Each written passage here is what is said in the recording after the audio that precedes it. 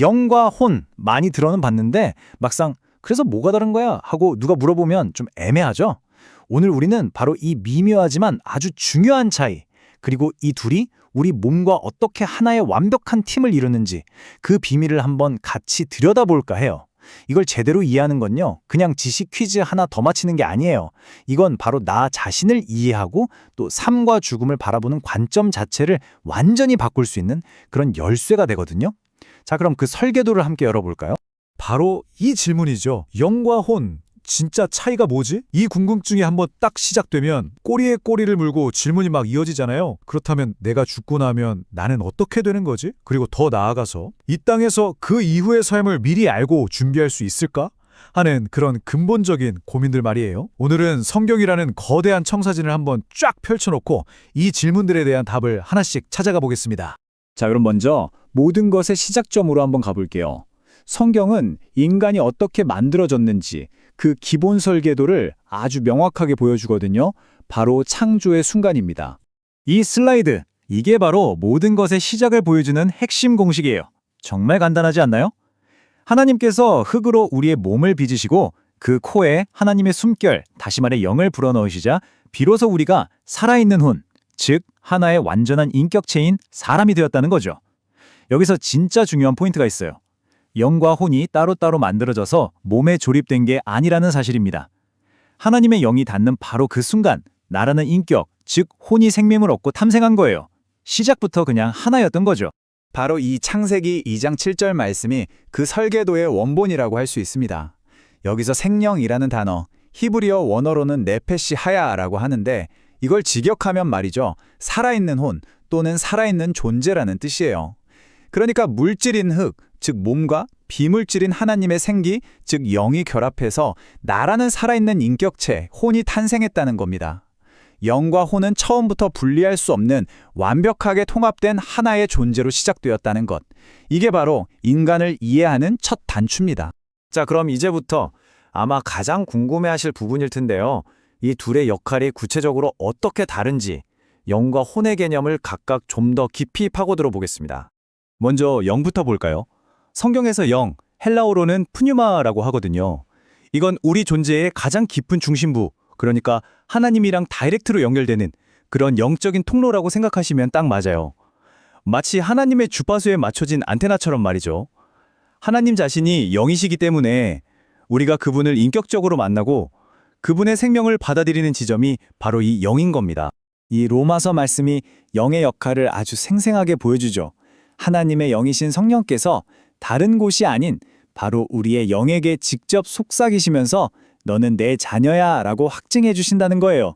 정말 놀랍지 않아요? 영은 바로 이처럼 하나님과의 직접적인 소통과 친밀한 교제가 일어나는 그런 신비로운 공간입니다.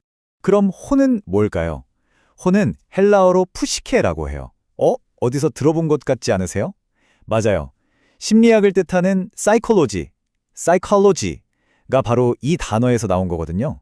그 어원처럼 혼은 우리의 생각, 감정, 의지, 기억, 성격 등 나 자신이라고 부를 수 있는 인격의 총체를 가리킵니다.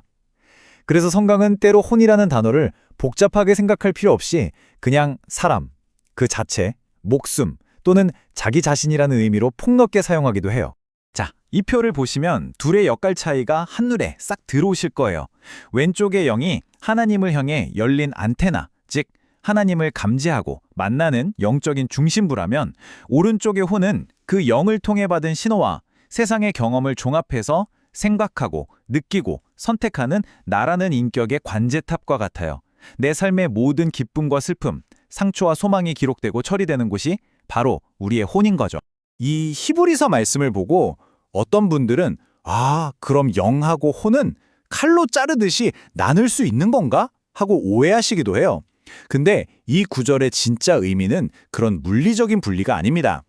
하나님의 말씀이 가진 통찰력이 너무나도 날카로워서 우리 존재의 가장 깊은 영적 중심인 영에서부터 우리의 내면적인 생각과 감정인 혼, 그리고 육신인 관절과 골수에 이르기까지 모든 것을 꿰뚫어 보신다는 그런 강력한 비유적 표현이에요.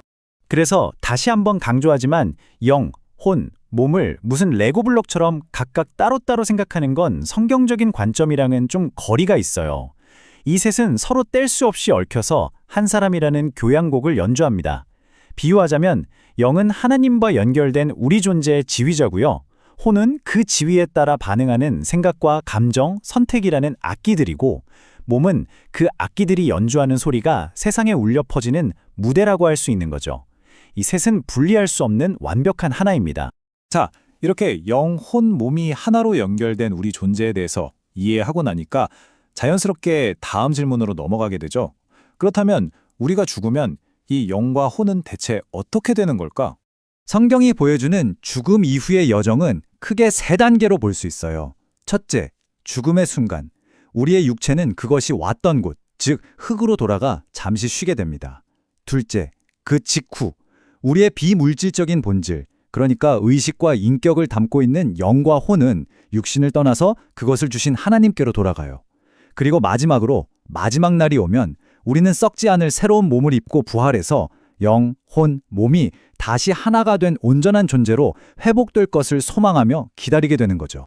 구약의 지혜자 전도서 기자는 바로 이 진리를 이렇게 노래하고 있습니다. 우리의 겉사람인 몸은 땅으로 돌아가지만 우리의 생명과 인격의 본질인 영은 그것을 선물로 주셨던 하나님께로 돌아간다고 명확하게 선언하죠. 이게 뭘 의미하냐면 죽음이 그냥 모든 게 사라지는 소멸이 아니라 원래 있던 곳으로 돌아가는 분리이자 귀환이라는 걸 보여주는 아주 중요한 구절입니다. 여기서 정말 흥미로운 점이 하나 있는데요. 성경이 죽음 이후 하나님 앞에 있는 성도들의 상태를 묘사할 때 영이랑 혼이라는 단어를 때로는 구분 없이 사용한다는 거예요. 히브리서에서는 온전하게 된 의인들의 영들이라고 하고 요한계시록에서는 순교자들을 제단 아래에 있는 영혼들이라고 부르거든요. 핵심 메시지는 같아요. 우리의 몸은 잠시 땅에 머물지만 나라는 의식과 인격은 하나님 안에서 계속해서 살아있다는 겁니다. 자, 지금까지 조금은 신학적인 이야기를 나눴는데 이제 가장 현실적인 질문으로 한번 돌아와 볼게요. 이 모든 걸 아는 게 오늘을 살아가는 우리한테 대체 무슨 실제적인 도움이 될까요? 이 지식은 그냥 머리로만 아는 걸 넘어서요. 최소한 3가지 방식으로 우리 삶을 뿌리부터 바꿀 힘이 있거든요. 첫째, 피할 수 없는 죽음에 대한 우리의 관점을 바꾸고, 둘째, 눈에 보이지 않는 우리 내면의 삶을 가꾸게 하며, 셋째, 오늘 우리가 내리는 모든 선택의 무게를 다르게 만듭니다. 하나씩 자세히 살펴볼까요? 첫 번째는 죽음을 더 이상 완전한 소멸이나 끝으로 보지 않게 된다는 거예요. 많은 사람들이 죽음을 공허와 끝으로 여기면서 두려워하지만 성경은 죽음이 하나님께로 옮겨가는 문이라고 말합니다. 예수님께서 십자가 위의 강도에게 오늘 네가 나와 함께 낙원에 있으리라 라고 말씀하셨던 것처럼 말이죠. 이 사실을 믿을 때 죽음 앞에서 느끼는 완전한 절망과 공포는 떨리지만 소망을 품고 건너가는 길로 바뀌게 됩니다. 두 번째로 우리는 진짜 건강이 뭔지 다시 생각하게 돼요. 우리가 보통 눈에 보이는 몸 가꾸는 데는 시간이며 돈이며 많이 쓰잖아요. 그런데 영원히 남을 영과 혼의 건강은 얼마나 챙기고 있을까요? 겉모습은 멀쩡해도 영이 하나님과 단절되어 있다면 성경은 그 상태를 살아있으나 죽은 자라고 단호하게 말합니다. 혼이 상처와 죄책감, 분노로 병들어 있다면 그 삶은 늘 위태로울 수밖에 없죠. 그렇기 때문에 우리는 썩어 없어질 몸을 돌보는 것 이상으로 영원히 지속될 우리의 영과 혼을 하나님의 말씀과 복음이라는 약으로 날마다 돌보고 새롭게 해야 합니다. 마지막 3번째. 우리가 앞으로 갈 곳을 알면 오늘의 선택이 달라져요. 그렇죠? 멋진 여행지를 목적지로 딱 정한 사람이 거기에 맞게 짐을 싸는 것처럼요. 우리가 결국 하나님 앞에 설 존재라는 것을 알면 어차피 다 끝인데 하는 허무주의 대신 진지함이 생깁니다. 이 몸은 썩어 없어질 거야 라는 체념 대신 이 몸도 마지막 날 부활해서 하나님께 영광 돌릴 소중한 몸이야 라는 존중감이 생기죠. 영원한 관점은 오늘의 모든 순간에 의미와 목적을 부여합니다. 사도 바울의 이 기도는 우리가 나눈 모든 이야기의 정말 놀라운 결론이자 최고의 약속이라고 할 수 있어요. 하나님은 우리의 영이나 혼 어느 한 부분만이 아니라 우리의 온, 영과 혼과 몸, 즉 우리 존재 전체가 마지막 그날까지 흠없이 온전하게 보존되기를 원하신다는 겁니다. 이건 우리를 부분적으로가 아니라 머리부터 발끝까지 내면과 외면 모두를 총체적으로 사랑하시고 끝까지 책임지시겠다는 하나님의 위대한 약속이에요. 그래서 마지막으로 이 질문을 여러분 자신에게 한번 던져보셨으면 좋겠습니다. 오늘 바로 지금 이 순간 여러분의 영과 혼과 몸은 어디를 향하고 있나요? 우리가 오늘 무엇을 보고 무엇을 생각하고 어디에 우리의 시간과 마음을 쏟는지가 바로 그 방향을 결정할 겁니다. 이 질문에 대한 나만의 답을 찾아가는 여정이 오늘을 가장 의미 있게 살아가는 최고의 지혜가 될 것입니다. 오늘 우리가 함께 다뤄볼 주제는요, 아마 많은 분들이 마음속에 오랫동안 품어왔지만 때로는 쉽게 꺼내지 못했던 그런 깊은 질문일 겁니다. 바로 복음을 단 한 번도 들어보지 못한 채 세상을 떠난 사람들, 과연 그들의 운명은 어떻게 되는 걸까 하는 바로 그 이야기입니다. 맞아요. 아니, 복음을 못 들었다는 이유만으로 지옥에 간다면 그건 너무 불공평한 거 아닌가 싶기도 하고, 또 그렇다고 해서 복음을 몰라도 자동으로 다 천국에 간다고 말하는 것도 좀 이상한데, 이런 고민들, 신앙을 가진 사람이라면 정말 누구나 한 번쯤은 마주하게 되는 아주 정직하고 또 당연한 질문이라고 생각해요. 성경이 여기에 대해서 정답은 이거다 하고 딱 한 문장으로 알려주진 않습니다. 하지만요, 우리가 길을 잃지 않도록 생각의 방향을 딱 잡아주는 아주 중요한 원리들을 분명하게 보여주고 있거든요. 오늘 바로 그 원리들을 하나씩 차근차근 살펴보려고 합니다.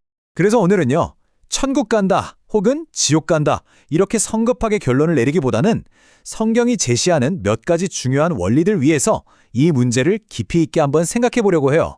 먼저 이 질문이 왜 중요한지 다시 한번 짚어보고, 그 다음에 이 생각의 틀을 잡아줄 4가지 성경적인 기둥을 세워볼 겁니다. 그리고 이 기둥 위에서 우리가 피해야 할 2가지 극단적인 생각은 뭔지 살펴볼 거고요. 마지막으로 이 모든 걸 어떻게 하나님의 손에 맡겨야 하는지, 그리고 이 질문이 오늘을 사는 우리에게 던지는 책임은 무엇인지, 이 순서대로 이야기 나눠보겠습니다. 자, 그럼 이제부터가 중요합니다. 이 어려운 질문 앞에서 우리가 길을 잃지 않도록 단단하게 붙잡아줄 성경의 4가지 기둥을 하나씩 차근차근 살펴보도록 하겠습니다. 이 4가지 기둥은요, 그냥 따로따로 떨어져 있는 게 아니라 서로 아주 긴밀하게 연결되어 있어요. 첫째, 하나님은 절대로 불공평하지 않으시다.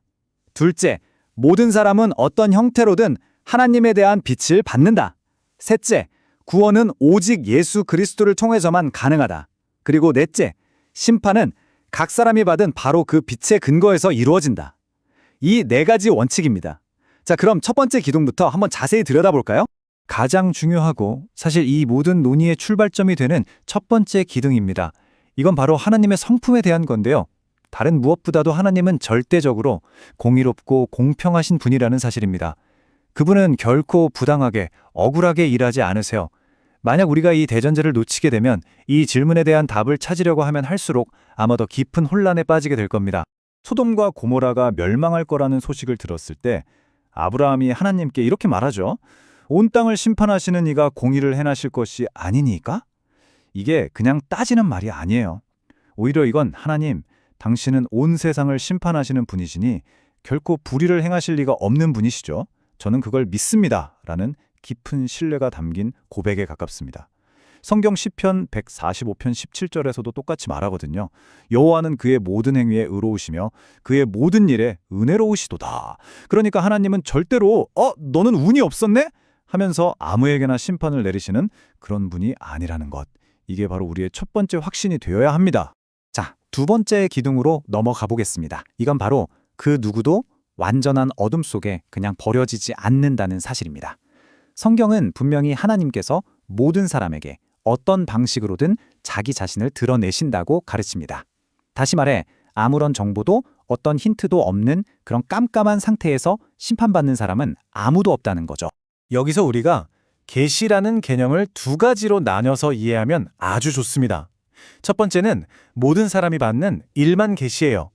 이건 저 광활한 우주나 아름다운 자연, 그리고 우리 안에 있는 양심, 또 역사의 흐름 같은 것들을 통해서 이 세상을 만드신 분이 계시는구나, 그분은 정말 대단한 능력을 가지셨구나 하고 어렴풋이나마 알게 되는 걸 말합니다. 두 번째는 특별 계시입니다. 이건 성경 말씀과 예수 그리스도라는 인물을 통해서 하나님의 구체적인 구원 계획이 명확하게 드러나는 걸 말하죠. 복음을 듣지 못한 사람의 문제를 다룰 때는요, 바로 이 일반 계시의 역할이 굉장히 중요해집니다. 사도 바울이 로마서에서 바로 이 점을 아주 강력하게 주장합니다. 창세로부터 그의 보이지 아니하는 것들, 곧 그의 영원하신 능력과 신성이 그가 만드신 만물에 분명히 보여 알려졌나니 그러므로 그들이 핑계하지 못할지니라. 무슨 말이냐면요. 세상이 창조된 이래로 하나님의 보이지 않는 속성, 즉 그분의 영원한 힘과 신적인 성품이 그분이 만드신 모든 것들을 통해 분명히 드러났다는 거예요. 그래서 사람들이 저는 하나님에 대해 전혀 몰랐는데요 라고 핑계를 댈 수가 없다는 거죠. 또 로마서 2장에서는 율법을 받지 못한 이방인이라 할지라도 그들 안에 있는 양심이 증거가 되어서 무엇이 옳고 그른지를 분별한다고 설명합니다. 그러니까 세상 어느 곳에 살든지 모든 사람은 최소한의 빛, 하나님에 대한 최소한의 힌트를 받는다는 겁니다. 자, 이제 세 번째 기둥입니다. 하나님께서 모든 사람에게 빛을 주신다는 건 정말 놀라운 사실이죠. 하지만 성경은 동시에 구원에 이르는 길은 딱 하나뿐이라고 아주 명확하고 단호하게 선언합니다. 이 지점은 기독교 신앙에서 절대로 타협하거나 물러설 수 없는 핵심 중의 핵심입니다. 다른 이로서는 구원을 받을 수 없나니 천하 사람 중에 구원을 받을 만한 다른 이름을 우리에게 주신 일이 없습니다. 예수님께서도 직접 말씀하셨죠. 내가 곧 길이요 진리요 생명이니 나로 말미암지 않고는 아버지께로 올 자가 없느니라. 따라서 구원의 유일한 근거는요. 언제나 과거에도 그랬고 지금도 그렇고 미래에도 오직 예수 그리스도의 십자가와 부활 그것뿐입니다. 혹시 아브라함이나 다윗처럼 예수님의 오시기 전에 살았던 사람들은 어떻게 구원받았냐고요? 그들의 구원 역시 결국 미래에 오실 예수님의 공로에 근거한 것이었죠. 이제 마지막 네 번째 기둥에 도착했습니다. 이 기둥은요, 앞에서 살펴본 세 개의 기둥을 하나로 쫙 묶어주는 아주 중요한 역할을 합니다. 그건 바로 하나님께서는 각 사람에게 책임을 물으실 때 그 사람이 받지 못한 것을 가지고 따지는 게 아니라 그 사람이 받았던 그 빛에 어떻게 반응했는지를 기준으로 삼으신다는 원리입니다. 그리고 이게 바로 그 비례 책임의 원칙을 아주 선명하게 보여주는 구절입니다. 예수님께서 이렇게 말씀하셨거든요. 무릇 많이 받은 자에게는 많이 요구할 것이요 많이 맡은 자에게는 많이 달라 할 것이니라. 생각해보면 당연하죠. 복음의 풍성한 빛 가운데서 살았던 우리 같은 사람에게는 더 큰 책임이 따르는 것이고요. 반대로 아주 희미한 빛만 봤던 사람에게는 그에 합당한 기준으로 판단하신다는 겁니다. 하나님의 심판은 이처럼 각 사람의 기회와 지식 수준에 완벽하게 맞춰진 정말 지극히 공정한 심판인 거죠. 자, 이렇게 4개의 튼튼한 기둥이 세워졌습니다. 다시 한번 정리해 볼까요? 하나님은 공정하시고 모두에게 빛을 주시며 구원은 오직 그리스도를 통해 가능하고 심판은 받은 빛에 근거한다. 이제 이 단단한 틀을 가지고 우리가 이 주제에 대해 생각할 때 흔히 빠지기 쉬운 두 가지 극단적인 견해를 어떻게 피할 수 있는지 한번 알아보겠습니다. 우리가 주로 빠지는 함정이 딱 이 두 가지예요. 하나는 그래도 착하게 살면 천국 가겠지 하는 생각이고 다른 하나는 복음 못 들었으면 그냥 무조건 지옥이지 뭐 하는 생각입니다. 이 두 가지 생각이 단순해서 그런지 매력적으로 들릴 수는 있어요. 하지만 이 둘 다 우리가 방금 세운 성경의 4기둥과 온전히 맞아떨어지지 않습니다. 성경 전체의 가르침에 비춰봤을 때 굉장히 조심해야 하는 주장들이라는 거죠. 먼저 착한 사람이 자기 힘으로, 자기 선행으로 구원을 얻는다는 생각은 이 구절 앞에서 바로 무너집니다. 성경은 아주 단호하게 말하거든요. 기록된 바 의인은 없나니 하나도 없으며 또 모든 사람이 죄를 범하였음에 하나님의 영광에 이르지 못하더니 만약에 선한 행실만으로 구원을 얻을 수 있었다면 굳이 예수 그리스도께서 십자가에서 그 끔찍한 고통을 당하실 필요가 없었겠죠. 반면에 복음 못 들은 사람은 무조건 지옥이야 라고 너무 쉽게 단정해버리는 건 어떨까요? 그건 우리가 앞에서 확인했던 하나님의 공의와 자비 그리고 각 사람이 받은 빛에 따라서 판단하신다는 그 중요한 원리를 너무 단순하게 무시해버리는 처사가 될 수 있습니다. 그래서 가장 중요한 핵심은 이것입니다. 우리가 어떤 한 사람의 최종 운명을 두고 이 사람은 천국 같다, 저 사람은 지옥 같다 이렇게 선언할 수는 없다는 거예요. 그럴 권한도 없고요. 하지만 우리는 그 심판을 하시는 분, 즉 그 심판관의 성품을 온전히 신뢰할 수는 있습니다. 하나님은 완벽하게 공의로우시면서 동시에 한없이 자비로우신 분입니다. 모든 사람은 어떤 형태로 된 하나님의 계시를 받고 그 받은 계시에 어떻게 반응했는지에 따라 심판을 받으며 그 누구든 구원을 받는다면 그 근거는 오직 유일하게 예수 그리스도의 공로뿐이라는 것. 이게 우리가 성경을 통해 확실히 알 수 있는 사실입니다. 결국 이 질문에 대한 성경적인 답변은 어떤 깔끔하게 정리된 수학 공식 같은 게 아닙니다. 그것은 오히려 우리가 사랑했던 사람들, 그리고 우리가 알지 못하는 세상 모든 사람들의 운명을 공의로운 심판자이시자 동시에 자비로운 구원자이신 바로 그분께 온전히 맡기라는 부르심에 가깝습니다. 우리의 앓미 끝나는 바로 그 지점에서 하나님을 향한 신뢰가 시작되는 것이죠. 한 영혼에 대한 최종 판결은 오직 하나님께만 속해 있습니다. 그리고 우리는요, 그 최종 판결을 내리시는 분이 바로 그 영혼을 위해 자신의 피를 흘리신 분이라는 사실에서 정말 깊은 위로와 평안을 얻을 수 있습니다. 생각해 보세요. 그분은 이 세상 누구보다 공정하시고 또 누구보다 자비로우신 재판장이십니다. 자, 이제 우리는 과거에 속한 이미 세상을 떠난 이들의 문제를 하나님의 손에 온전히 맡겼습니다. 그렇다면 이 질문은 지금을 살아가는 우리에게는 어떤 의미를 가질까요? 이 질문은요, 우리를 과거에 대한 끝없는 추측 속에 머물게 하는 것이 아니라 현재 우리에게 주어진 명확한 사명으로 우리의 시선을 확 돌려놓습니다. 그런데 있잖아요. 이 질문에 너무 깊이 파고들다 보면 우리가 빠지기 쉬운 함정이 하나 있어요. 바로 이런 생각이죠. 어차피 하나님이 복음 못 들은 사람들도 다 알아서 공정하게 심판하시겠지? 그럼 뭐 이렇게 생각하면서 정작 지금 내 옆에 있는 아직 복음을 들을 기회가 있는 사람들에게 전해야 할 우리의 책임을 슬쩍 잊어버리는 거예요. 하지만 사도 바울이 로마서에서 이 강력한 질문들을 통해서 우리를 흔들어 깨웁니다. 누군가 믿으려면 먼저 들어야 하고 들으려면 전하는 사람이 있어야 한다는 거죠. 하나님은 바로 우리를 그 전하는 자, 복음이 흘러가는 통로로 부르셨다는 사실입니다. 바로 이것이 이 어려운 질문에 대한 최종적인 결론이자 우리가 붙잡아야 할 실전적인 답입니다. 세상을 떠난 이들의 운명은 공의와 자비의 하나님께 온전히 맡겨드립시다. 그리고 우리는 지금 우리에게 주어진 책임, 바로 마태복음 28장의 지상대명령에 집중해야 합니다.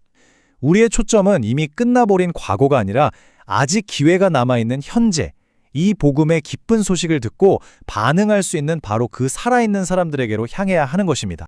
어쩌면 이 거대한 질문 뒤에는 그렇다면 나는 정말로 이 복음을 제대로 믿고 있는 걸까 하는 우리 자신에 대한 근본적인 고민이 숨어 있을지도 모르겠습니다. 만약 그렇다면 예수님의 이 따뜻한 약속의 말씀을 꼭 붙잡으시길 바랍니다. 내게 오는 자는 내가 결코 내쫓지 아니하리라. 우리가 모든 답을 다 알지는 못해도 괜찮습니다. 지금 내가 이해하고 있는 그 빛 안에서 주님, 제 인생을 주님께 맡깁니다라고 진실하게 고백할 때 하나님은 그 고백 위에 분명히 일하십니다. 그리고 우리가 다 이해하지 못하는 그 수많은 사람들의 운명 또한 우리보다 훨씬 더 공정하고 자비로우신 그분의 손에 가장 안전하게 맡겨져 있음을 신뢰하시기를 바랍니다. 여러분, 혹시 이런 궁금증 가져보신 적 없으세요? 우리가 성경에서 정말 존경하는 인물들 있잖아요. 아브라함, 모세, 다윗, 이런 위대한 믿음의 선배들이요. 그런데 이분들은 모두 예수님이 이 땅에 오시기 전에 돌아가셨단 말이죠. 그렇다면 그분들은 그 긴 시간 동안 도대체 어디에 계셨던 걸까요? 사실 이게 그냥 옛날 이야기에 대한 호기심에서 그치는 게 아닙니다. 이 질문을 가만히 생각해보면요. 결국 우리 자신에 대한 질문으로 돌아오게 되거든요. 나는 언젠가 죽을 텐데 그럼 내 영혼은 어디로 가는 걸까? 죽고 나면 나는 어떤 상태가 되는 거지? 하는 정말 근본적인 질문으로 이어지죠. 오늘 이 깊고도 중요한 질문의 답을 찾아서요. 성경이라는 지도를 펼쳐들고 차근차근 그 길을 한번 따라가 보겠습니다. 자, 그럼 본격적으로 그분들이 어디에 있었는지 알아보기 전에 반드시 먼저 짚고 넘어가야 할 아주 중요한 전제가 있습니다.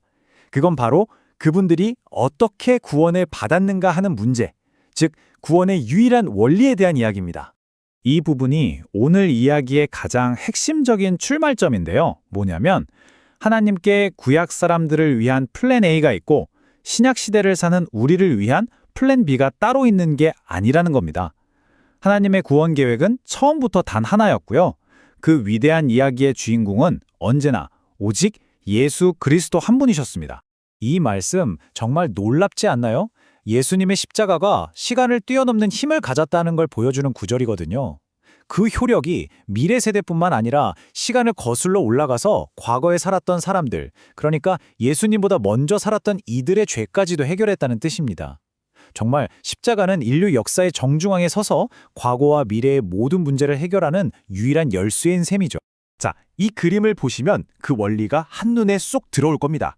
구약시대 성도들은요, 하나님이 약속하신 메시아, 즉 예수님을 앞으로 오실 분으로 바라보면서 믿었어요. 반면에 우리는 이미 이 땅에 오셔서 모든 걸 이루신 예수님을 뒤돌아보면서 믿는 거죠. 그러니까 방향만 다를 뿐이에요. 그들이나 우리나 믿음의 대상은 정확히 같은 분, 바로 예수 그리스도라는 사실이 아주 선명하게 보입니다. 좋습니다. 구원의 길은 오직 예수님뿐이라는 이 대원칙을 확인했으니까요. 이제 진짜 본론으로 한번 들어가 보죠. 그렇다면 그분들은 죽은 뒤에 과연 어디에서 어떤 상태로 계셨을까요? 구약 성경을 읽다 보면 스올이라는 단어가 자주 나옵니다. 이게 죽은 사람들이 가는 곳을 말하는데요. 처음에는 이게 천국, 지옥처럼 딱 구분된 장소라기보다는 착한 사람이든 나쁜 사람이든 모든 죽은 영혼이 가는 저세상 같은 아주 넓은 의미의 죽음의 영역을 가리키는 말에 가까웠어요. 그런데 시간이 흐르고 특히 예수님 시대쯤 되어서는 이 스올이라는 개념이 조금 더 구체화됩니다. 사람들이 죽은 자들의 세계가 그냥 하나의 덩어리가 아니라 그 안에서 의인들이 있는 곳과 악인들이 있는 곳이 나뉘어 있다는 생각하기 시작한 거죠. 같은 스올이지만 경험하는 현실은 완전히 다른 두 개의 구역으로 말이에요. 그리고 이 개념을 가장 생생하게 보여주신 분이 바로 예수님이십니다. 그 유명한 부자와 나사로 이야기 다들 아시죠? 이 비유를 보면 사후세계가 어떻게 나뉘는지 정말 명확하게 알 수 있어요. 의인이었던 나사로는 죽어서 아브라함의 품이라는 곳에서 위로를 받고요. 반면에 불의했던 부자는 불꽃 가운데서 엄청난 고통을 받죠. 그리고 여기서 가장 중요한 포인트. 예수님은 이 두 장소 사이에 아주 큰 구렁텅이가 있어서 서로 건너갈 수 없다고 딱 잘라 말씀하십니다. 네, 바로 이 아브라함의 품이라는 표현이 구약 성도들이 머물렀던 장소를 설명하는 핵심 열쇠입니다. 이곳은 수울이라는 큰 영역 안에 있긴 하지만 고통의 장소와는 완전히 분리된 곳이었어요. 하나님과의 관계 안에서 진짜 위로와 평안을 누리면서 약속된 메시아가 오셔서 구원을 완성하실 그날을 기다리는 그런 의식적인 안식의 상태였던 거죠. 아브라함의 품이랑 거의 똑같은 의미로 쓰인 또 다른 중요한 단어가 있는데요. 바로 낙원입니다. 예수님께서 십자가 위에서 회개했던 강도에게 하셨던 그 약속 기억하시죠? 오늘 네가 나와 함께 낙원에 있을 것이다.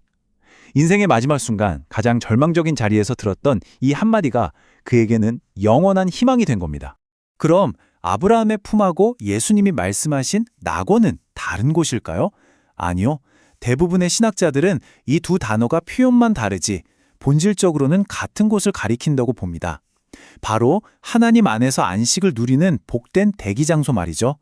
자, 정리하자면 구약시대의 의인들은 죽은 뒤에 그 영혼이 아브라함의 품, 즉 낙원이라고 불리는 평안한 상태에서 머물렀다는 겁니다. 자, 이제 이야기의 클라이맥스입니다. 아브라함의 품에서 기다리고 있던 구약 성도들, 이분들에게 어떤 결정적인 변화가 일어났을까요? 바로 인류 역사상 가장 중요한 사건, 예수 그리스도의 십자가 죽음과 부활이 모든 판도로 바꿔 놓았습니다. 신학자들이 구약 성도들의 상태가 어떻게 변했는지를 설명할 때 가장 중요하게 인용하는 구절 중 하나가 바로 에베소서의 이 말씀입니다. 예수님께서 부활하고 하늘로 올라가실 때 그냥 혼자 가신 게 아니라 사로잡혔던 자들을 이끌고 가셨다는 이 표현, 뭔가 굉장히 의미심장하게 들리지 않으세요? 여기서 사로잡혔던 자들이 과연 누굴까요? 아주 오랜 신학적 전통에 따르면 이분들이 바로 죽음의 권세 아래 있었지만 믿음으로 아브라함의 품에서 기다리고 있던 구약시대의 모든 의인들을 가리킵니다. 즉, 예수님께서 십자가에서 죽음을 이기시고 부활, 승천하시면서 드디어 이분들을 그 중간 대기 장소에서 이끌어내셔서 하나님 아버지가 계신 완전한 하늘의 낙원으로 인도하셨다는 거죠. 그분들의 그 길고 길었던 기다림이 마침내 끝난 겁니다. 이 타임라인을 보시면 전체 흐름이 딱 정리될 겁니다. 구약시대에는 의인들이 아브라함의 품이라는 곳에서 기다렸습니다. 그리고 예수님의 십자가와 부활이 모든 걸 해결하는 전환점이 되었죠. 그 후에 예수님께서 승천하시면서 이분들을 하늘 낙원으로 이끄셨고요. 그 결과 이제 신약시대를 사는 우리 같은 신자들은 죽으면 더 이상 중간 대기 장소를 거치지 않고 곧바로 주님과 함께 있는 상태로 들어가게 되는 겁니다. 자, 그럼 그분들이 머물렀다는 아브라함의 품, 그 기다림의 시간은 구체적으로 어떤 느낌이었을까요?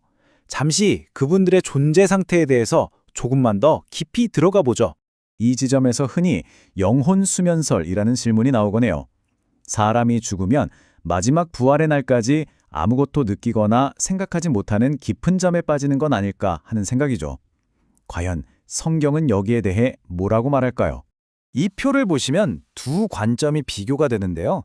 영혼수면설도 일부 주장이 있긴 하지만 성경에 훨씬 더 많은 증거들은 분명히 의식적인 상태를 가리키고 있습니다.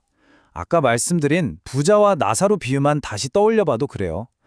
부자는 땅에 있는 형제들을 기억하고 아브라함하고 대화를 나누고 고통을 생생하게 느끼잖아요. 이건 절대 무의식 상태가 아니죠. 또 사도 바울도 고린도후서 5장에서 차라리 몸을 떠나 주와 함께 있는 것이 더 좋다고 말했는데 만약 죽음이 그냥 의식 없는 잠이라면 이런 소망을 가질 리가 없었겠죠. 그래서 결론은 이겁니다. 구약 성도들이 아브라함의 품에서 누렸던 상태는 그냥 의식 없는 잠이 아니었어요. 분명한 의식을 가지고 위로와 평안을 누리는 진짜 안식이었습니다. 물론 마지막 날에 있을 영광스러운 몸의 부활이라는 최종 단계는 아직 아니었지만 이미 하나님의 백성으로서 그분과 교제하면서 기쁨을 누리는 복된 중간 상태였다는 거죠. 자, 이제 마지막으로 가장 중요한 부분입니다. 이 모든 이야기가 오늘을 사는 우리에게 대체 어떤 의미가 있는 걸까요? 이건 그냥 옛날 성인들의 사후 세계에 대한 지식을 쌓는 걸 넘어서요. 우리 자신의 믿음과 소망에 직접적으로 연결되는 이야기입니다. 이 이야기가 왜 우리에게 중요할까요? 첫째, 구약 성도들은 우리보다 훨씬 희미한 약속의 그림자만 보고 평생을 믿음으로 살았다는 겁니다. 메시아의 완벽한 성취를 직접 보지 못했지만 멀리서 바라보면서 기뻐했어요. 둘째, 하나님은 그들이 죽었다고 해서 잊어버리거나 내버려 두지 않으셨습니다. 아브라함의 품에서 안전하게 품고 위로하고 보호하셨죠. 그리고 셋째, 마침내 때가 되었을 때 하나님은 예수 그리스도를 통해 그들에게 하셨던 구원의 약속을 단 하나도 빠짐없이 완벽하게 지키셨다는 겁니다. 바로 이것이 오늘 이야기의 심장과도 같은 메시지입니다. 하나님은 신실하신 분이라는 것. 그분은 시간을 뛰어넘어서 자기 백성 한 사람 한 사람을 절대로 잃어버리지 않으시고 끝까지 책임지시는 분이라는 사실입니다. 구약시대에 태어났다고 손해보고 신약시대에 태어났다고 이득 보는 게 아니에요.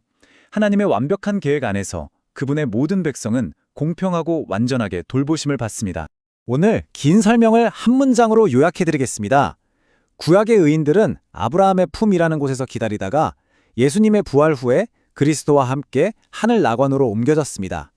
그리고 지금은 우리와 똑같이 최종 부활을 기다리고 있습니다. 이 한 문장이 오늘의 핵심입니다. 하나님께서는 아브라함에게 하셨던 그 약속을 수천 년이 지나도 잊지 않고 신실하게 지키셨습니다.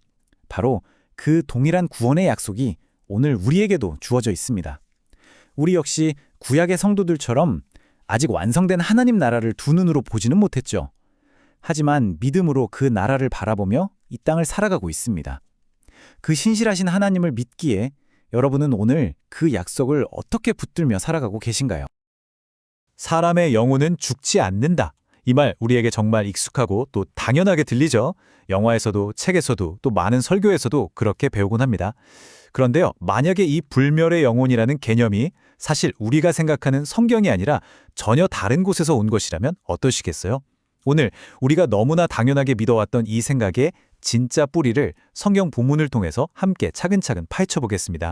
많은 분들이 아마 한 번도 의심해 본 적 없었던 이 믿음, 그 진짜 출처를 한번 추적해 보려고 합니다. 아마 오늘 이야기를 들으시면서 이거 내가 알던 거랑 좀 다른데? 하고 고개를 갸우뚱하실 수도 있습니다.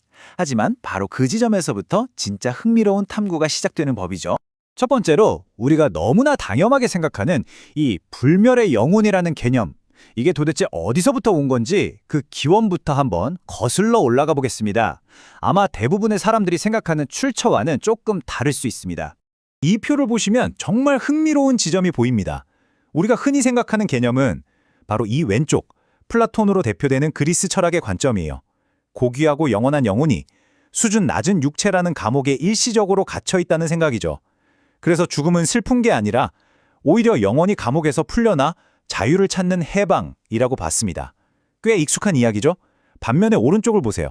히브리 성서적인 관점은 완전히 정말 180도 다릅니다. 인간을 영혼과 육체로 나누지 않아요. 그냥 그 사람 전체, 흙으로 만들어진 몸과 하나님이 주신 생명의 숨결이 합쳐진 하나의 온전한 살아있는 존재로 봅니다. 바로 이 관점의 차이가 오늘 이야기의 모든 것을 풀어가는 열쇠가 됩니다. 자, 그럼 다음 단계로 넘어가서 성경에서 영혼이라고 번역된 단어, 그 원래 히브리어 단어는 과연 무엇을 의미했을까요? 어쩌면 우리가 아는 개념의 상당 부분이 이 번역 과정에서 시작된 오해일 수도 있거든요. 핵심은 바로 이 단어, 네페쉬입니다. 구약 성경에서 영혼으로 자주 번역되는 히브리어 단어죠. 그런데 이 네페쉬가 우리가 생각하는 그런 눈에 보이지 않는 몸을 떠나서도 존재하는 어떤 영적인 존재가 아니라는 거예요. 그보다는 훨씬 더 구체적이고 생생한 의미를 가집니다. 예를 들면 살아 숨쉬는 생명체 자체 혹은 목숨, 갈증을 느끼는 목구멍, 심지어 그냥 한 사람을 가리킬 때도 쓰였습니다. 정말 놀라운 건 이 네페쉬라는 단어를 창세기에서 동물에게도 똑같이 쓴다는 사실이에요. 만약 네페쉬가 불멸의 영혼이라면 동물에게도 불멸의 영혼이 있다는 말이 될까요? 이것만 봐도 네페쉬는 우리가 생각하는 영혼과는 개념 자체가 다르다는 걸 알 수 있죠. 창세기 2장 7절 말씀이 이 개념을 정말 선명하게 보여줍니다. 이 구절을 한번 자세히 뜯어보죠. 하나님께서 흙으로 사람의 몸을 만드시고 그 코에 생명의 숨결을 불어넣으셨습니다. 자, 그 다음이 중요해요. 사람 속에 영혼을 집어넣으셨다고 말하지 않습니다. 그 결과 사람이라는 존재 자체가 살아있는 존재, 즉 네페시 하야가 되었다고 말하죠. 인간은 영혼을 가진 존재가 아니라 인간 자체가 살아있는 네페시라는 겁니다. 분리가 아니라 완벽한 결합의 상태인 거죠. 바로 이겁니다. 이게 구약 전체를 이해하는 아주 중요한 열쇠예요. 우리는 흔히 나는 영혼을 가지고 있다라고 생각하잖아요. 내 안에 다이아몬드처럼 귀한 영혼이 들어있다고 말이죠. 하지만 성경의 관점은 다릅니다. 내가 영혼을 소유하는 게 아니라 나 자신이 이 몸과 생각과 감정을 가진 나라는 존재 전체가 바로 네페쉬, 즉 살아있는 존재라는 겁니다. 이 관점을 장착하고 성경을 보면 죽음이나 사후세계에 대한 많은 구절들이 완전히 새롭게 읽히기 시작합니다. 자, 그렇다면 질문이 생기죠. 이 네페시가 죽으면 어떻게 될까요? 구약 성경은 사람이 죽으면 어디로 간다고 말했을까요? 우리가 흔히 생각하는 천국이나 지옥과는 좀 많이 다른 개념이 등장합니다. 구약시대 사람들이 죽으면 간다고 믿었던 곳, 바로 스올입니다. 여긴 뭐랄까, 우리가 상상하는 불타는 지옥이나 반짝이는 천국, 그런 곳이 전혀 아니에요. 스올은 의식도, 감각도, 기억도 모두 희미해지는, 마치 깊은 잠에 빠진 것 같은 상태로 묘사됩니다.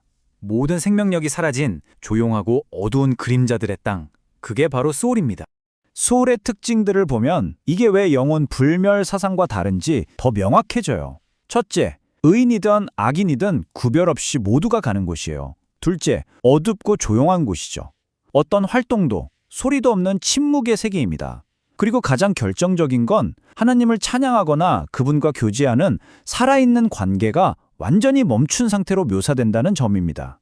말 그대로 모든 생명력이 사라진 그림자들의 세계, 그것이 바로 구약이 그린 죽음의 적나라한 모습이었습니다.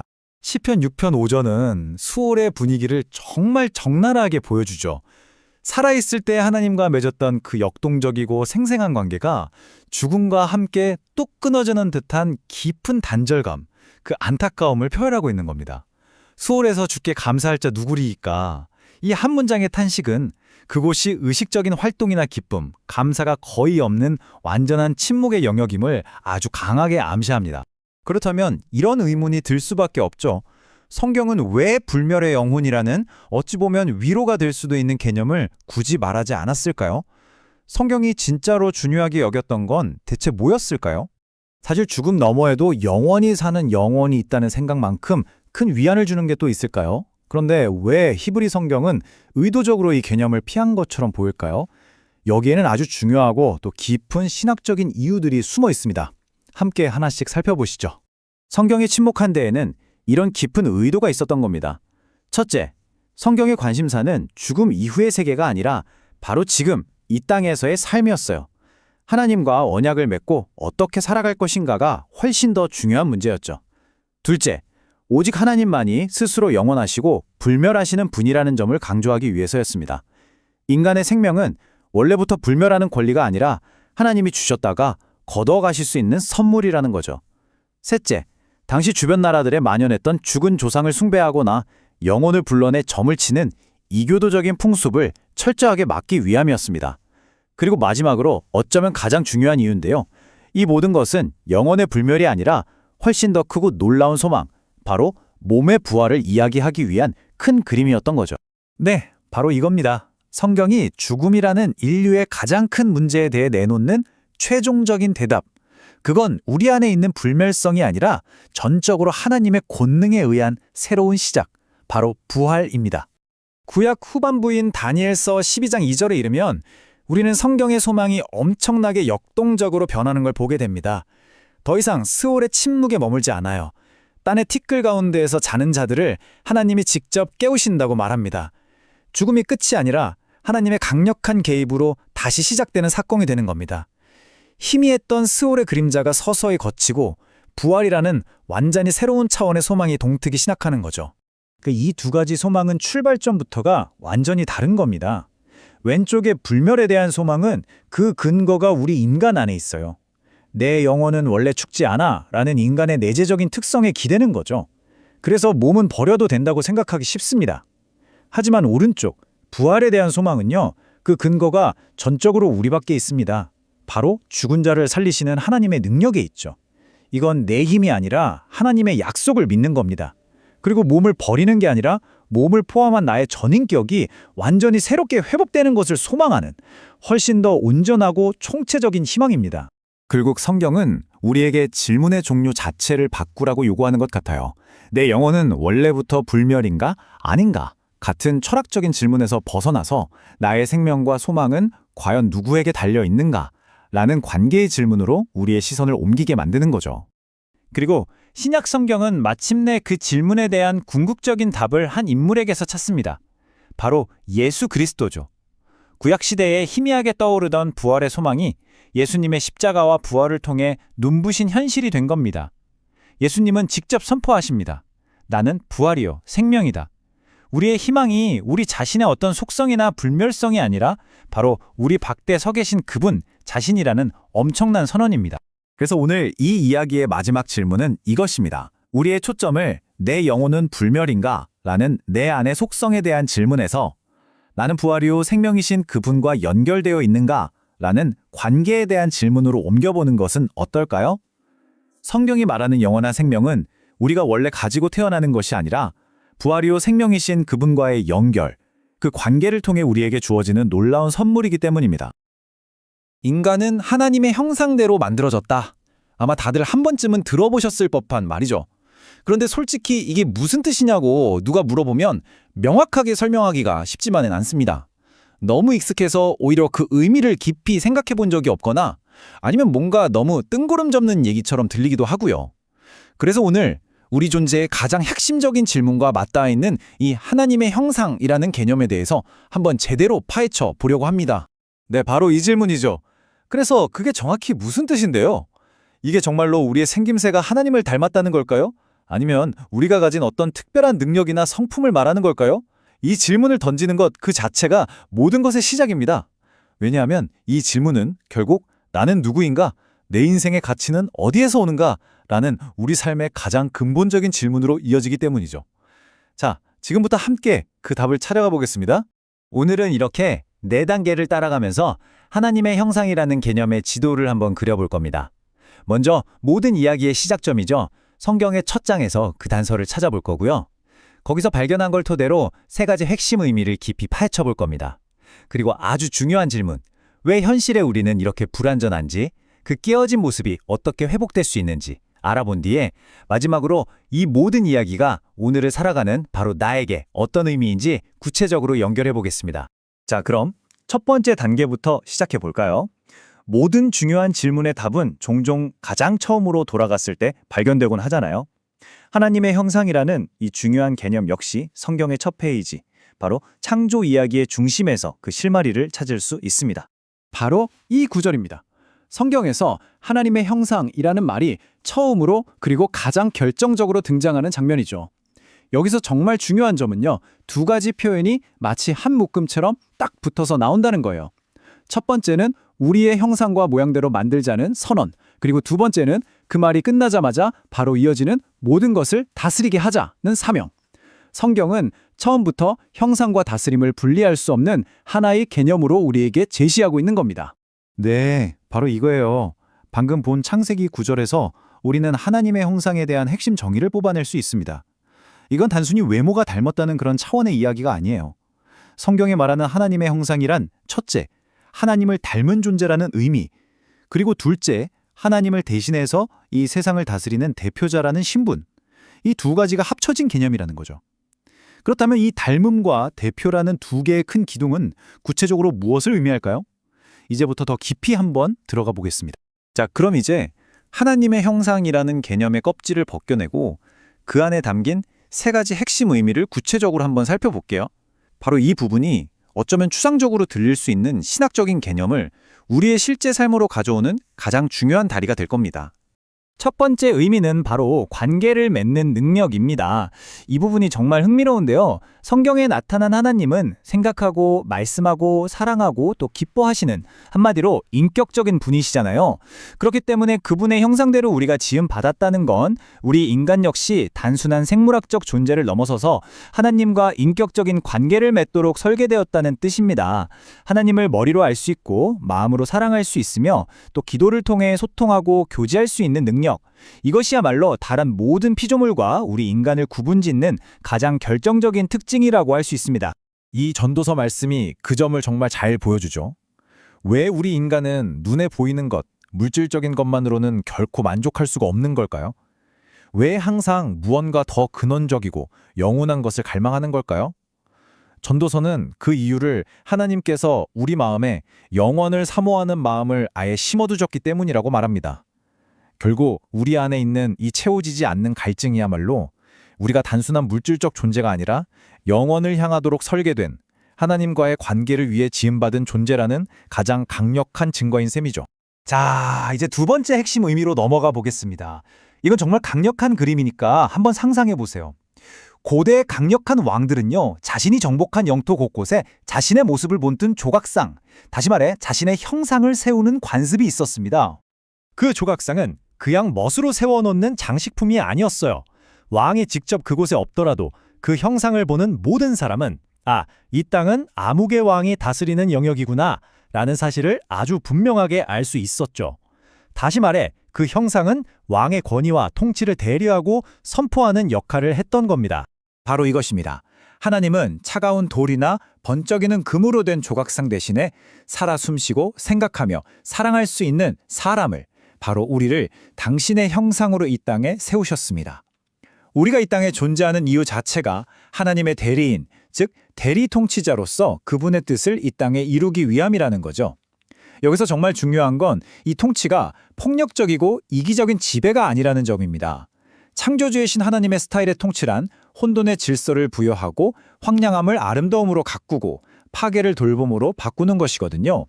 즉, 이 창조 세계를 아름답게 가꾸고 섬기는 선한 청지기의 역할, 그것이 바로 우리에게 맡겨진 다스림의 본질입니다.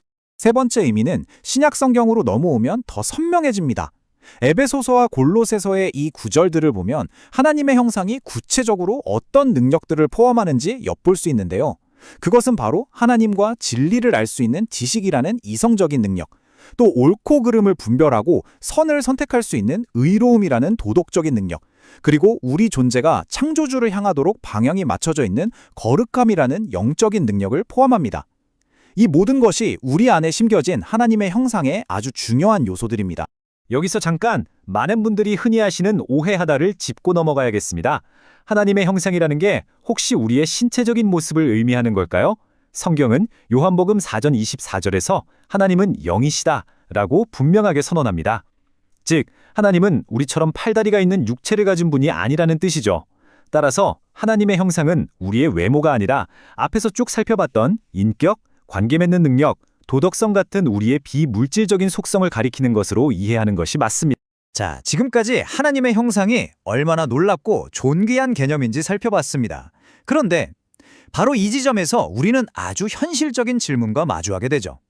아니, 이렇게 완벽하게 설계되었다면서 지금 우리가 사는 세상은 왜 이 모양이고 또 내 모습은 왜 이럴까요?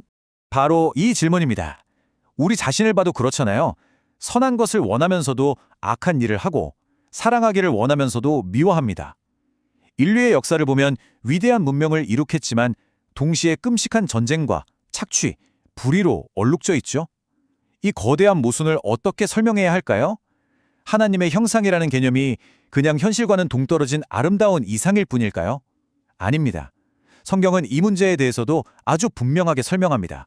여기서 아주 강력한 거울 비유가 등장합니다. 원래 인간은 하나님의 영광과 성품을 맑고 투명하게 비추는 완벽한 거울과 같았습니다. 하지만 죄가 들어오면서 그 거울에 금이 가고 깨지고 온갖 먼지와 흙탕물로 더러워진 상태가 된 거죠. 중요한 건 거울이 완전히 산산조각 나서 없어진 건 아니라는 점입니다. 그래서 인간은 여전히 희미하게 남아 하나님의 형상을 비춥니다. 양심의 가책을 느끼고 정의를 외치고 아름다운 예술을 창조하기도 하죠. 하지만 동시에 그 깨어진 틈으로 왜곡되고 추한 모습을 비추기도 하는 겁니다. 바로 이때 이 깨어진 거울을 회복시키기 위해 예수 그리스도께서 오십니다. 그분 자신이 바로 완벽하고 흠없는 거울, 하나님의 완전한 형상이시기 때문이죠. 우리가 그분을 믿고 따를 때 비로소 더러워진 거울을 닦아내고 깨진 조각을 맞춰가는 기나긴 회복의 여정이 시작되는 것입니다. 이 골로새서 말씀이 그 사실을 가장 명확하게 선포합니다.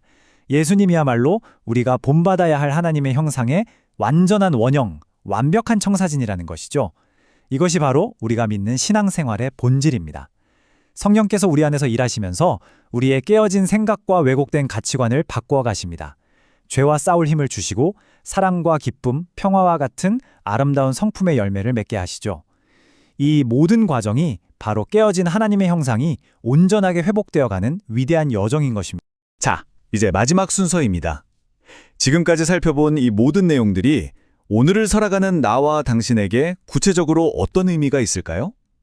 하나님의 형상이라는 개념은 단순히 머리로 아는 지식에 머물러서는 안 됩니다. 이것은 우리 자신과 세상을 보는 관점을 완전히 바꾸어 놓는 엄청난 힘을 가지고 있습니다. 가장 먼저 우리가 가슴에 새겨야 할 것은 하나님의 형상이 보편적이라는 사실입니다. 창세기 1장 27절은 하나님의 형상대로 사람을 창조하시되 남자와 여자를 창조하시고 라고 선언합니다. 이건 그 시대 기준으로 보면 정말 혁명적인 선언이었어요. 하나님의 형상은 특정 인종, 특정 성별, 특정 계층 혹은 특정 신념을 가진 똑똑한 사람에게만 주어진 것이 아닙니다. 이 세상에 존재하는 모든 인간은 단 한 명의 예외도 없이 하나님의 형상을 지니고 있습니다. 이 사실을 정말 내 이야기로 받아들이게 되면 우리는 먼저 나 자신을 보는 새로운 눈을 갖게 됩니다. 나의 가치는 내가 얼마나 유능한지, 얼마나 성공했는지, 사람들이 나를 어떻게 평가하는지에 달려있지 않게 됩니다. 나의 가치는 하나님께서 나를 당신의 형상으로 만드셨다는 그 사실 자체에 근거합니다. 이것은 세상 그 무엇도 흔들 수 없는 존엄성의 기반이 되어주죠. 내가 실패하고 상처받아서 스스로가 정말 한심하게 느껴지는 그 순간에도 아니야, 나는 우연히 태어난 존재가 아니라 하나님의 형상을 지닌 존귀한 존재이며 그분께서 지금도 나를 포기하지 않고 회복하고 계셔 라고 선언할 수 있는 근거가 되는 겁니다. 그리고 이것은 당연히 다른 사람을 보는 우리의 눈도 완전히 바꾸어 놓습니다. 내가 매일 만나는 모든 사람, 나와 생각이 다른 사람, 심지어 나를 힘들게 하는 그 사람조차도 하나님의 형상을 지닌 존귀한 존재라는 거죠. 그래서 야고보서는 우리가 한 입으로 하나님 아버지를 찬송하고 또 그 똑같은 입으로 하나님의 형상대로 지음받은 사람을 저주하는 것은 마땅하지 않다고 아주 엄중하게 경고합니다. 그렇기 때문에 다른 사람을 멸시하고 차별하고 폭력을 행사하는 것은 단순히 한 개인에게 상처를 주는 것을 넘어섭니다. 그것은 하나님께서 직접 자신의 형상이라고 부르신 그분의 존귀한 작품을 짓밟는 행위와 같습니다. 자, 오늘 긴 이야기를 한 문장으로 정리해 보겠습니다. 하나님의 형상대로 창조되었다는 것은 우리가 하나님을 닮은 인격적인 존재로서 그분과 깊은 관계를 맺고 그분의 선한 성품을 우리의 삶을 통해 드러내며 이 세상을 돌보고 다스리는 그분의 대리인으로 부름받다는 뜻입니다. 비록 이 존귀한 형상은 죄로 인해 심하게 손상되었지만 완전한 형상이신 예수 그리스도를 통해 지금도 회복의 과정 중에 있다는 것. 이것이 오늘 이야기의 핵심입니다. 이제 이 모든 지식을 우리의 머리에서 가슴으로 그리고 손과 발로 옮겨올 시간입니다. 오늘 하루를 보내시면서 당신은 누구에게서 하나님의 형상을 의식적으로 발견해 보시겠습니까? 가장 가까운 가족일 수도 있고 매일 보는 직장 동료 혹은 나와 전혀 다른 배경을 가진 사람일 수도 있습니다. 그 사람 안에 있는 비록 깨어지고 희미해졌을지라도 분명히 존재하는 하나님의 흔적을 발견하고 존중해주는 것, 그것이야말로 오늘 우리가 당장 시작할 수 있는 가장 위대한 실천이 아닐까요? 여러분 안녕하세요. 오늘은 아마 신앙생활을 하면서 한 번쯤은 마음속에 품어봤을 어쩌면 가장 어렵고 또 가장 근본적인 질문 하나를 같이 나눠보려고 합니다. 바로 이거죠. 하나님은 모든 걸 다 아시는 분인데 왜 인간이 타락하고 고통받을 이 세상을 굳이 만드셨을까 하는 질문이요. 솔직히 이 질문 때문에 신앙이 막 흔들리기도 하고 때로는 하나님께 좀 서운한 마음이 들 때도 있었을 거예요. 오늘 이 시간 그 깊은 고민 속으로 저와 함께 한 걸음 들어가 보시죠. 인간이 결국엔 죄를 짓고 서로 미워하고 전쟁하고 이 땅에서 온갖 고통을 겪다가 결국 지옥에 갈 수도 있다는 걸 다 아셨으면서 도대체 왜 이 모든 걸 시작하신 걸까? 끔찍한 뉴스를 볼 때마다 내 삶에 도무지 이해할 수 없는 고통이 닥쳤을 때 우리 마음 가장 깊은 곳에서부터 터져나오는 그런 외침에 가깝습니다. 이건 머리의 질문이면서 동시에 피눈물 나는 가슴의 질문인 거죠. 자, 그런데요. 본격적으로 시작하기 전에 제가 꼭 먼저 말씀드리고 싶은 게 있습니다. 만약 여러분이 바로 이 질문 때문에 힘들어하고 있다면 그건 절대로 여러분의 신앙이 약해서가 아닙니다. 오히려 그 반대예요. 여러분이 하나님을 정말로 진지하게 깊이 생각하고 있다는 가장 확실한 증거입니다. 성경에 나오는 욥도, 다윗도 수많은 믿음의 거인들이 하나님 앞에서 이런 고통스러운 질문을 쏟아냈습니다. 성경은 이런 무거운 질문을 외면하지 않아요. 오히려 그 질문을 통해 우리를 더 깊고 놀라운 진리 앞으로 이끌어갑니다. 자, 그럼 이 어려운 질문의 실마리를 찾기 위해서 첫 단추부터 제대로 꿰어야 합니다. 바로 하나님의 전지하심, 그러니까 모든 것을 아시는 그분의 능력에 대해서 성경이 뭐라고 말하는지부터 확실히 짚고 넘어가야 해요. 이게 정말 중요합니다. 이사야서 46장 10절 말씀을 보면 아주 명확하게 나와 있습니다. 하나님은요, 시작점에서 끝을 보시는 분입니다. 시간의 흐름 속에서 하나씩 경험해 나가는 우리랑은 차원이 다르신 거죠. 그분께는 인류 역사의 시작과 끝이 마치 우리가 지도를 펼쳐놓고 보듯이 한눈에 다 보입니다. 그러니까 인류의 타락은 하나님께 전혀 예상치 못한 사고나 깜짝 놀랄 일이 아니었다는 겁니다. 처음부터 다 알고 계셨다는 거죠. 그리고 여기서 한 걸음 더 나아가면 정말 더 놀라운 사실을 마주하게 됩니다. 베드로전서 1장 20절 같은 구절들을 보면 우리를 구원하실 예수 그리스도는 이 세상이 만들어지기도 전에, 그러니까 태초 이전에 이미 어린 양으로 준비되어 계셨다는 거예요. 이게 뭐를 의미할까요? 바로 문제, 즉 인간의 죄가 세상에 나타나기도 전에 해결책인 십자가 구원의 계획이 이미 먼저 존재했다는 뜻입니다. 구원은 결코 급하게 만든 플랜 B가 아니었던 거죠. 바로 이 지점이 오늘 이야기의 핵심 중 하나입니다. 한번 정리해 볼까요? 하나님은 인간이 타락할 것도 아셨고 그 죄를 해결하기 위해 당신의 아들이 십자가에서 겪을 그 끔찍한 고통까지, 그 모든 비극과 대가를 완벽하게 아시면서도 창조를 시작하기로 결정하셨다는 겁니다. 잠시만 이 사실을 묵상해 보세요. 앞으로 겪게 될 모든 아픔과 눈물을 다 아시면서도 그럼에도 불구하고 이 모든 것을 시작하기로 하신 그분의 마음을요. 자, 이제 우리의 질문이 훨씬 더 깊고 날카로워졌습니다. 이제 우리는 하나님은 왜 타락을 막지 않으셨어요? 라고 묻는 수준을 넘어섰어요. 진짜 질문은 이거죠. 하나님, 이 모든 끔찍한 대가와 고통을 다 아셨으면서 도대체 왜, 무슨 이유 때문에 굳이 이 모든 걸 시작하기로 선택하신 건가요? 그분의 그 선택, 그 이유가 뭘까요? 그 선택의 이유를 이해하려면 우리는 하나님이 어떤 존재를 만들고 싶어 하셨는지를 먼저 알아야 합니다. 그리고 그 모든 답의 중심에는 딱 한 단어가 있습니다. 바로 사랑입니다. 하나님 앞에는 두 가지 선택지가 있었다고 한번 상상해 보세요. 하나는 죄도 고통도 반역도 없는 완벽한 인형극 같은 세상입니다. 모든 피조물이 하나님의 명령대로만 완벽하게 움직이는 거죠. 하지만 그런 세상에는 진짜 사랑도 없습니다. 다른 하나는요, 실패하고 넘어질 가능성, 그래서 고통받을 가능성이 있지만 바로 그 때문에 진정한 사랑이 가능해지는 세상입니다. 하나님은 로봇을 원하지 않으셨어요. 사랑하는 인격적인 존재를 원하셨던 거죠. 아니면 하나님은 그렇게 위험한 선택을 하셨을까요? 요한일서 4장 8절이 그 답의 핵심을 알려줍니다. 하나님은 사랑이시다. 여러분, 이건 하나님이 하시는 많은 일 중에 사랑도 있다는 뜻이 아니에요. 사랑이 그분의 존재 자체, 그분의 본질이라는 뜻입니다. 본질이 사랑이신 분은 사랑의 관계를 맺기 원하시는 게 너무나 당연한 거죠. 한번 생각해 보세요. 진짜 사랑은 절대로 강요하거나 프로그래밍할 수 없습니다. 만약에 어떤 로봇이 저한테 와서 주인님, 사랑합니다 라고 프로그래밍된 말을 반복한다면 우리가 거기서 진짜 사랑을 느낄 수 있을까요? 아니죠. 사랑이 진짜 사랑이 되려면 그것은 반드시 자유로운 선택의 결과여야만 합니다. 그리고 이것이 성경 전체를 흐르는 하나님의 방식입니다. 신명기 30장 19절 말씀을 보세요. 그분은 우리 앞에 생명과 죽음, 복과 저주를 두시고 제발 생명을 택해라 하고 간절하게 호소하십니다. 강제로 끌고 가시는 게 아니라 우리가 스스로 선택하기를 기다리시는 거예요. 그분의 마음에는 우리를 향한 엄청난 존중이 담겨 있습니다. 논리는 아주 간단하고 명확합니다. 아니오라고 말할 수 있는 자유가 주어지지 않는다면 네라는 대답은 아무런 의미가 없어져요. 하나님을 거부할 수 있는 가능성이 없다면 우리가 하나님을 받아들이는 그 선택 역시 진정한 사랑의 고백이 될 수 없는 거죠. 하나님은 바로 그 진짜 빼기 사랑의 고백을 듣기 원하셨기 때문에 우리에게 익도록 위험한 선물, 바로 자유의지를 주신 겁니다. 자, 그렇다면 이 자유의지, 타락, 구원, 이 모든 것들이 어떻게 연결될까요? 이제부터 하나님의 계획에 대한 아주 흔하지만 정말 치명적인 오해 하나를 바로잡아 볼까 합니다. 아마 이 부분을 이해하면 우리가 하나님을 보는 관점이 완전히 바뀔 수도 있습니다. 많은 분들이 무의식적으로 하나님의 구원 계획을 이런 순서로 생각하는 경향이 있어요. 1단계, 하나님이 완벽한 세상을 창조하셨다. 2단계, 그런데 어이쿠 생각지도 못하게 인간이 타락해버렸다.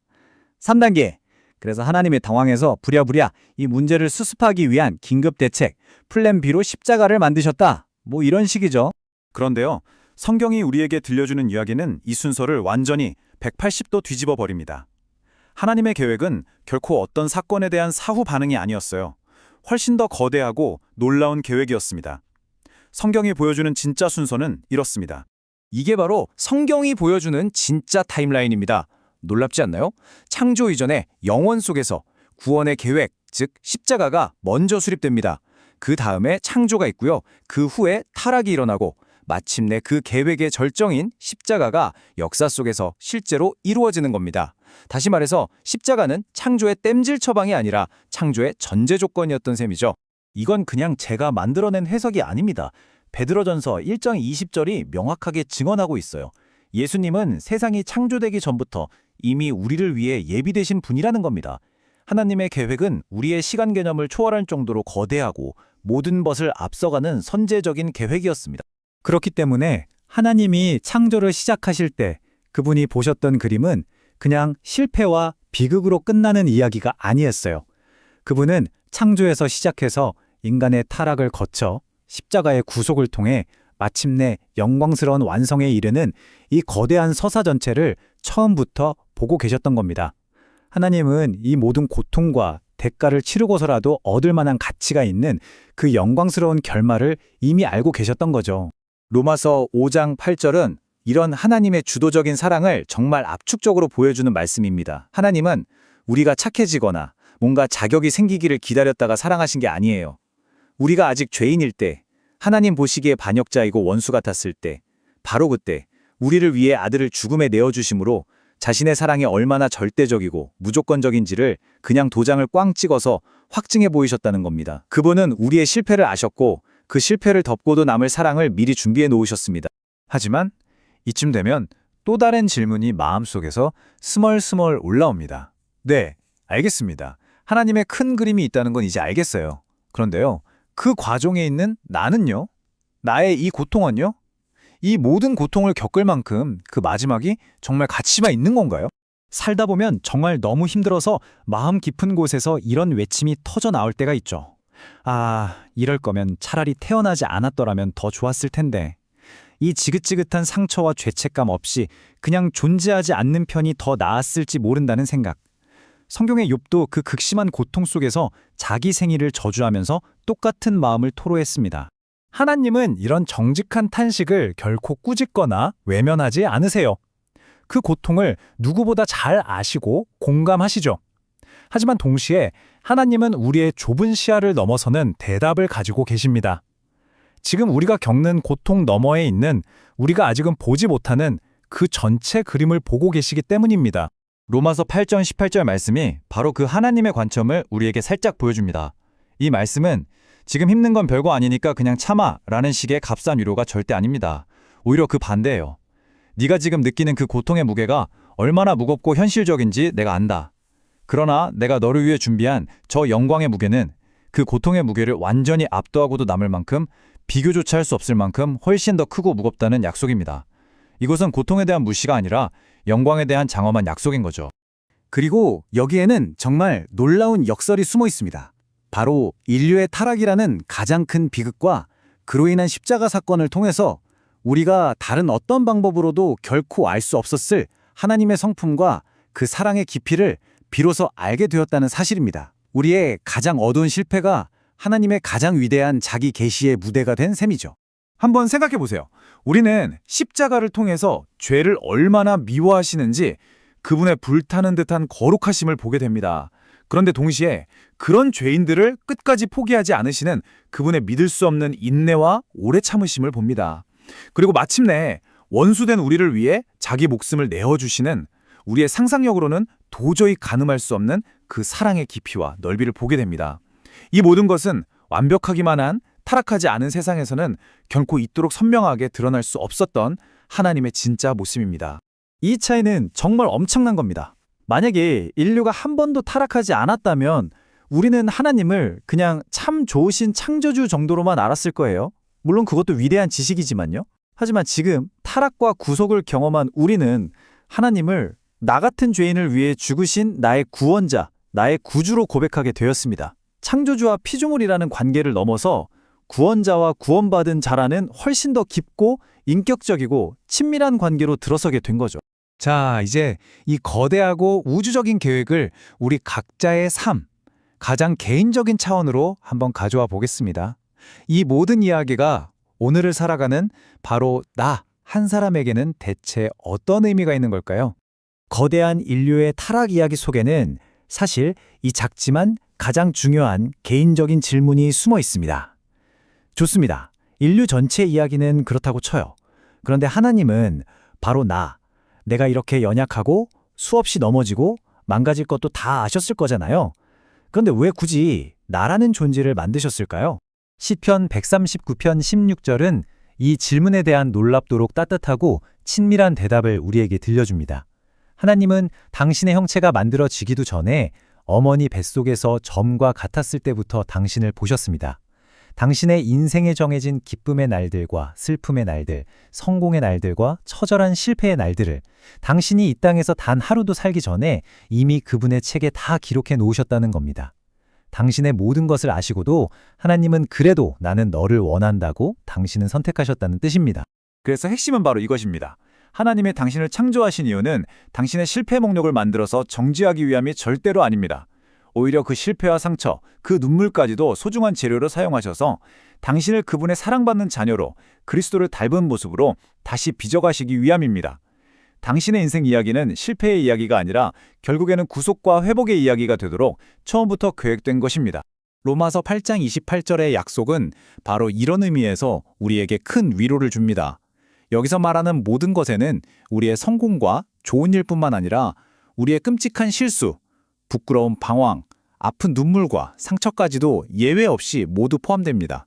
하나님은 우리가 보기엔 산산조각난 파편처럼 보이는 그 모든 것을 가져다가 그분의 선하신 목적을 이루는 위대한 모자이크 작품으로 만들어 가시는 분입니다. 그렇다면 이 길고 깊은 탐구의 끝에서 여전히 이 질문을 마음 한구석에 품고 있는 당신을 위한 최종적인 대답은 무엇일까요? 이 모든 것을 단 하나의 메시지로 요약한다면 그건 어떤 내용일까요? 아마 하나님의 메시지는 이것일 겁니다. 나는 네가 넘어질 것을 알았다. 네가 실패하고 상처받고 눈물 흘릴 것을 다 알았다. 그러나 나는 너를 창조했다. 왜냐하면 나는 내게 꼭 보여주고 싶었기 때문이다. 나의 사랑이 너의 그 어떤 실패보다, 그 어떤 상처보다, 그 어떤 죄보다 비교할 수 없이 더 크고 위대하다는 것의 말이다. 결국 하나님의 창조는 우리의 실패보다 그분의 사랑이 더 위대하다는 가장 장엄한 선언인 셈입니다. 이 무거운 질문을 끝까지 붙들고 씨름하는 당신을 하나님은 결코 가볍게 여기지 않으신다는 사실을 꼭 기억하시기 바랍니다.